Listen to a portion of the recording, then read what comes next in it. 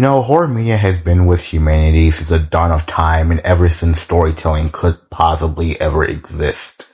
Horror media has been engraved in humanity stories for a long time now. Even back then, in the most simplest folk tales, you could somehow spin it into be something absolutely horrifying. You have old classics like Chucky, Nightmare on Elm Street, Friday the 13th, and Scream. And in modern days, you have stuff like the Slender Man, and SCP, Trevor Henderson, and Gorefield, and as well as the creepypastas. And for today's video, we're going to be seeing if Gorefield could beat Zolgo. Hey guys, HoneyScales here, and for today's video, I'm going to explain why I personally think Zolgo vs. Gorefield isn't close. You like that?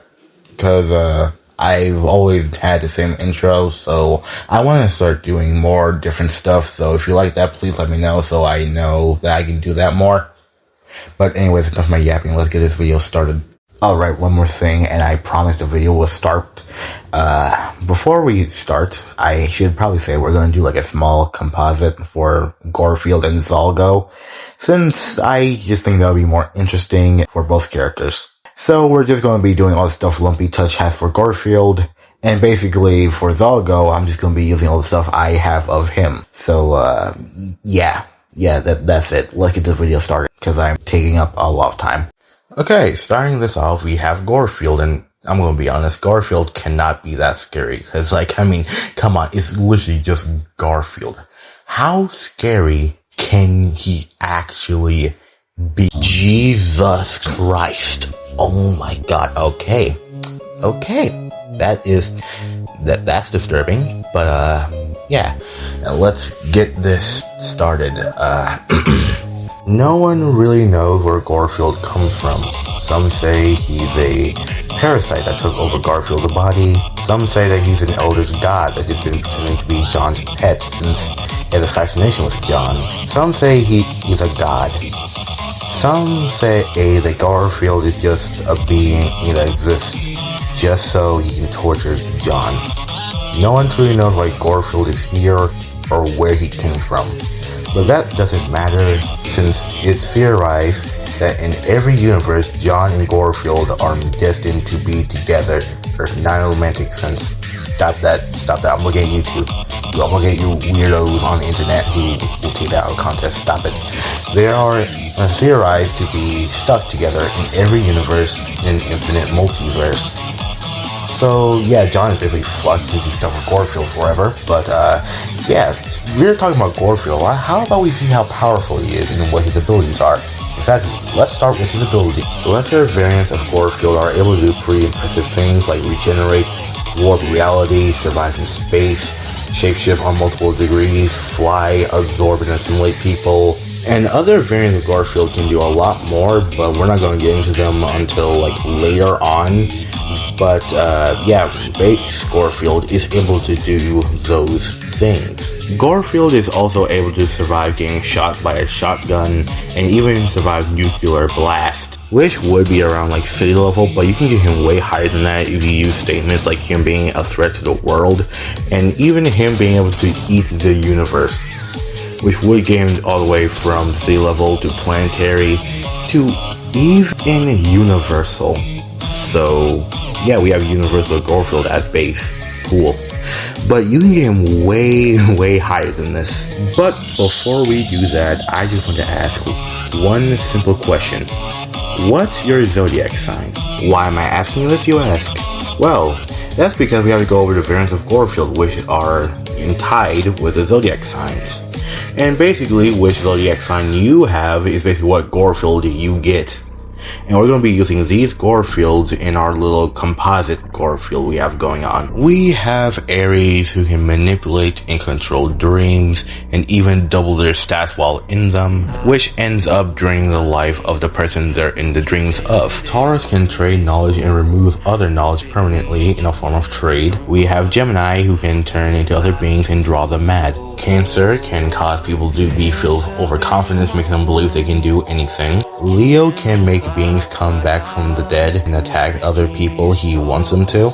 Virgo can turn into a beautiful woman while his true form is intangible and invisible to other beings. Libra can use its power of judgment to affect stats, which can include increasing or reducing stats of an individual, and even theoretically stop people from breathing. Scorpio can show you visions of fate that could possibly happen to you. Sagittarius is able to manipulate fate with arrows and can rather increase or decrease luck with them. Capricorn is able to communicate over radio signals and over time affect perceptions of reality. Aquarius can turn blood into any sort of liquid it desires as long as it's offered to it. Pisces can create rainstorms and drown people in its water. And then there's Q-Spill, who is immortal and invisible unless a zodiac of his type is killed. Oh, and we can't forget my absolute favorite, Santfield, who is basically just a Gorefield variant who has all of Santa's powers. It's very funny. To me, anyway. I have a shitty sense of humor. But anyways, out of all the Gorefield variants, the most powerful variant is known as Gorefield. He can teleport, manipulate perception and reality as a whole, and the form we see him as is just his avatar, since his real form is incomprehensible to us. Gorefield wants to create his own universe, and he practically sees every other Gorefield variant as lesser than him. He's also transcendent in nature, so he should be low multiversal to low complex multiversal for his scaling. This is due to the fact that Gorefield probably transcends the multiverse, which has countless universes in it, getting him to low complex multiversal. And by default, Gorefield is low complex multiversal. But yeah, for his overall scaling, Gorefield should be a C level on a disgustingly low ball, and he should be universal to low complex multiversal on a mid ball, and for a high ball you could, let's say he's like high complex multiversal. But yeah, that's it for Gorefield scaling.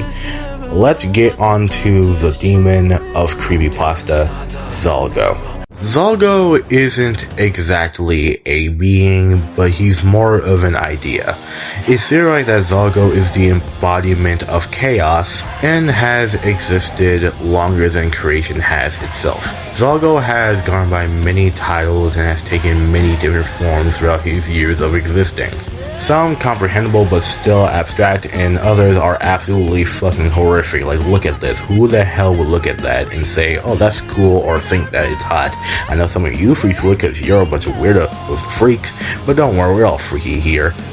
But yeah, Zolgo has taken on many forms, some abstract, some not, yada yada, all that. But despite all that, one thing is certain, regardless of whatever version you're looking at, Zolgo is able to do pretty much whatever he wants to, with no one being able to stop him. But for his abilities, Zolgo can steal souls, mentally manipulate people, and control others. This also isn't limited to humans. He can do it with other beings as well, and creatures.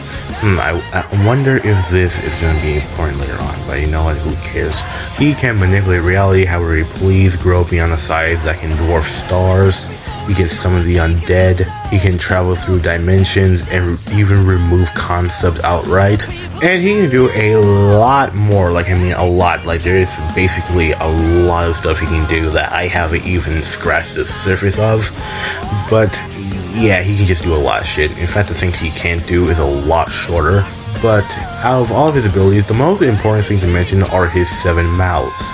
6 out of 7 of these mouths are always screaming and are affecting reality to a certain degree. But if the 7th mouth decided to start screaming, everything would end and everything would be sent into nothingness. But anyways, for his scaling, he should get to star level on a low ball, since he's able to grow bigger than stars and even to hold a dying star in his hands. So yeah, star level should be pretty obvious for him. But you know for a fact you can get him way higher than just star level. And this can be proven, since Zolgo is just from a higher layer of reality than we are. So yeah, we kind of have to figure out how high exactly Zolgo is, just so we can understand. Zalgo is able to manipulate multiple medias which should have their own cosmology, and he's also able to manifest ideas throughout time. But the comic strip that Zalgo can do this in has hundreds of millions of possible worlds that he can do this, since Zalgo exists outside of all of this. And since Zalgo is able to manipulate the comic strips to a narrative level, he should be around multiversal, since he exists outside of all of it. But you can get him way higher than just multiversal, which means we have to look at some of the other stories that Zolgo is from. Yay, more research, fucking kill me. Zolgo is stated to be beyond the veil, which could imply anything, but it mostly does imply that he exists beyond our dimensional understanding. And it's kind of backed up through several other statements. He's even able to go beyond and corrupt a page of his own wiki, which kind of borders on the idea of fiction and reality.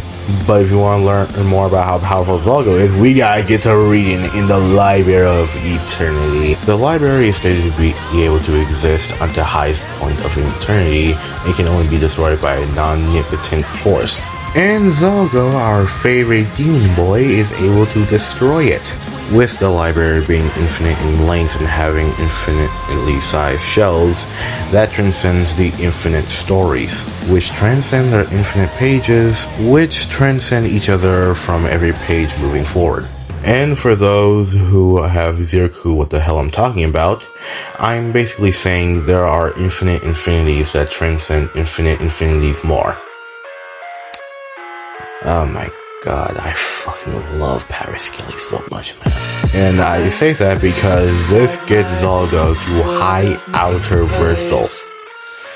Yeah, so for any creepypasta fans who are wondering where Zolgo scales, you can argue him high outer. Huh. So he beats Goku. Oh, and Zalgo is also kind of unkillable since he just transcends us massively and has multiple factors that make him basically unstoppable. So, yeah, have fun trying to kill him. But there is a way to beat Zalgo. You basically have to destroy his dimension, and to do that you have to get rid of the concept of fear. But this will only defeat him, not kill him. Oh yeah, if you thought that this would kill him, no, you can't kill him. He's basically unkillable. I'm sorry, there's nothing you can do to kill this guy. So, to recap on Zalgo's scaling, he should be star level in multiversal on a disgustingly low ball, and he should be high outer versal on a mid ball, and for a high ball, there's nothing really above high outer, but I guess you could fucking throw that boundless bullcrap in there, so yeah.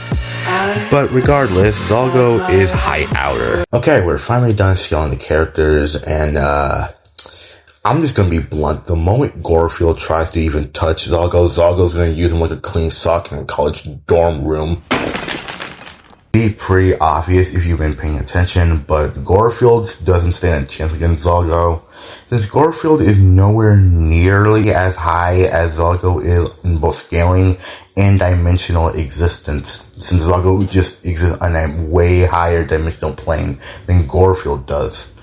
And the amount of abilities Zalgo has is just too much for Gorefield, while none of Gorefield's hacks or abilities will even scratch Zalgo. While Zalgo can manipulate Gorefield's reality and even Gorefield himself, Gorefield has no real way of beating or even scratching Zalgo. So, it doesn't really matter how you look at it, Zalgo absolutely curb stomps Gorefield. But the only way you can say that Gorefield wins is by saying that Zalgo is only multiversal. So, yeah, that's kind of a way you can get Gorefield to win. But regardless, this is why I think Gorefield vs. Zalgo isn't close.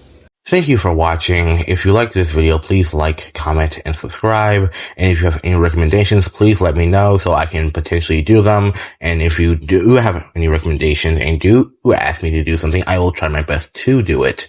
But if I don't do it, just know, I'm sorry, and I will probably get on to it later.